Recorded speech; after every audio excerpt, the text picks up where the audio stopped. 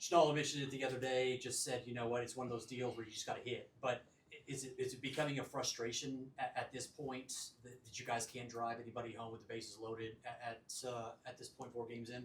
Yeah. I think you get frustrated anytime you don't get those runs in. When we have the opportunity to, but we got to understand. Look, it's early in the season, and we're not going to use that as an excuse. But I think there's some guys who are pressing a little bit and just trying to do too much in the situation.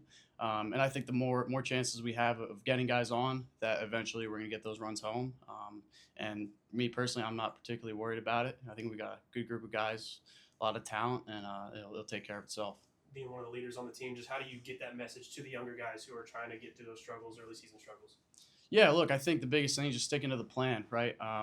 Not getting out of the scope of what we're trying to do and focusing on pitch by pitch rather than the end result. And like I said, everything will take care of itself. Coach said coming in the season, he felt like the hitting was probably the biggest aspect of his team going into the season. But again, it's kind of been the Achilles heel. What are you guys working on when you're not playing to try to alleviate those situations? Yeah, no, we talked. Our swings are in a really good spot. We're taking a lot of good swings. One of those games, opening weekend, we had 27 solid contacts, and sometimes the ball just doesn't fall. So I think just continue having good at-bats and being selective at the plate, and we'll be all right moving forward. Any last questions, guys? Yeah.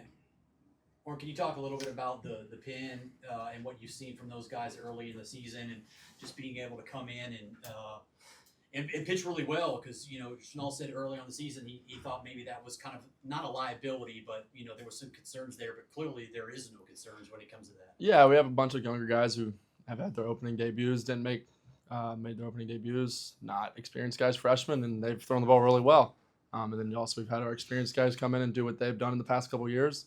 And we're just going to continue to rely on the arms that we have right now and push forward and just continue to throw a ball at the high level that we are. When Colby came in this offseason and you were able to kind of see him pitch, what was the biggest thing that stood out to you that made you think that, hey, this kid can really contribute right off the bat? Because it's really special, especially for a true freshman to come in and pitch what he's pitched so far. He just felt like he knew the game. He wasn't a freshman. He felt like he was a higher level baseball player than a freshman. Like most time freshmen come in, they're kind of lost, got to learn things. He felt like he was just at a high level from the get-go. And he's just continued to work, get better, and he's going to throw the ball a lot for us this year, and he's going to be really successful for us. Do you feel like at this point with obviously fluky situation, Hayden's situation, that some of these other guys are kind of needing to step up and you're sensing that some of those guys are taking a bigger role with those two guys kind of down at the moment? Of course, anytime you lose people, you're going to have people step up. I mean, that's just how the game works. You're going to have guys go down, and you got to have people step up. And right now we're doing a really good job, like I said, with those young guys stepping up for some of those guys that are currently down right now and working their way back.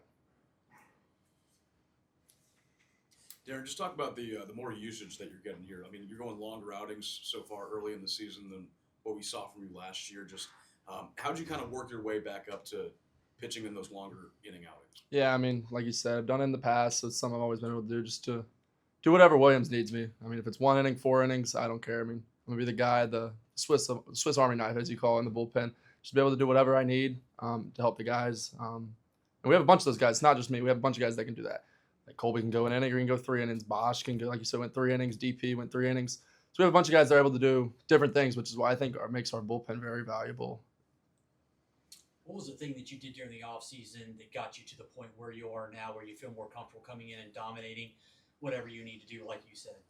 Yeah, I mean, last year I didn't get as many outings, but it is what it is. I mean, we had some good starting pitching last year, some good arms last year.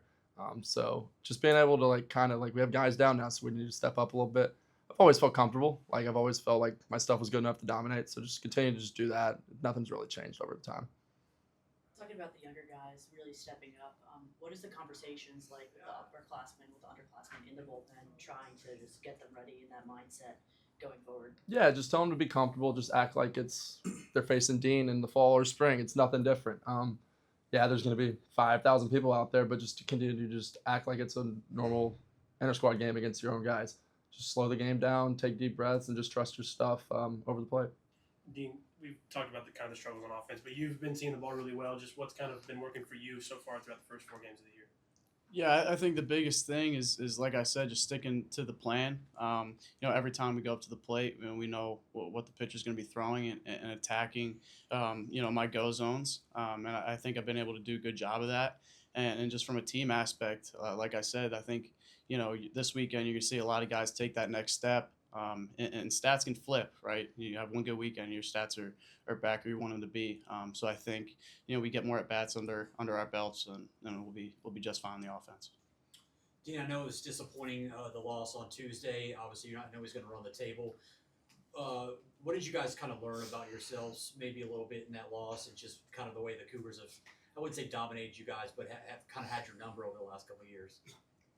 Yeah, no, obviously they've come in here and they beat us at their place as well. But this biggest thing is just focusing on what we can focus on, right, and staying on us. And everybody has the utmost confidence in this offense, and the pitchers are really doing a good job trying to limit runs and give us an opportunity, even when we're not performing at the highest level right now. But if they keep doing what they're doing, and this offense starts trending in the right direction, it's gonna be very exciting. Dean, you put the ball in play 16 and 19 at bats. Is that a point of emphasis for you to kind of put pressure on the defense? Yeah, absolutely, and that's for all of our quicker guys, being able to put the ball in play and put pressure on the defense is a big thing we value, right? They still got to make the play. So regardless of where you have solid contact or soft contact, you put the ball in play, you give us an opportunity to get on base and score. Dean, I met your mom this weekend. Your little brother Leo. After a game, ran into him. Outstanding. Leading into that, what did it mean to have your family here for opening weekend? It's every year it's definitely more special to have them. It means a little more when I'm out there. Growing up, obviously your parents are at every single game all the time. Being 10 hours away from home now, they can't come to as much. But having them there in the stands, and even when I'm in center field, they're right behind me on the boardwalk. So it's really special to have my folks, and especially my little brother there. Looks up to me. So just try to set a good example for him as well. You had Sebastian next to you last year. Now Yeah. you got Jordan. What's the biggest difference with Jordan? I mean, obviously he's made some big plays over the first 4 games. It seems like he maybe has a little bit stronger arm. From what I gather, what's the biggest difference that maybe he brings to the table that maybe Sebastian didn't have that maybe helps you guys? Yeah, I mean both those guys are super twitchy athletes, and they got a lot of different tools. And Jordan, I've known him since my freshman year. I played summer ball with him. And that's a big reason of why, when he asked me to come play here, I was like, absolutely. He's a great team guy, and his speed really changes the game. He gets on base, he's stealing second, he's stealing third. And I think he's going to be a very exciting player to watch moving forward. And just having him in the outfield, and whether it's Pato or Rex or whoever in right field, I mean, we have a pretty locked down outfield. And I think, moving forward, that's going to be a big highlight of this team.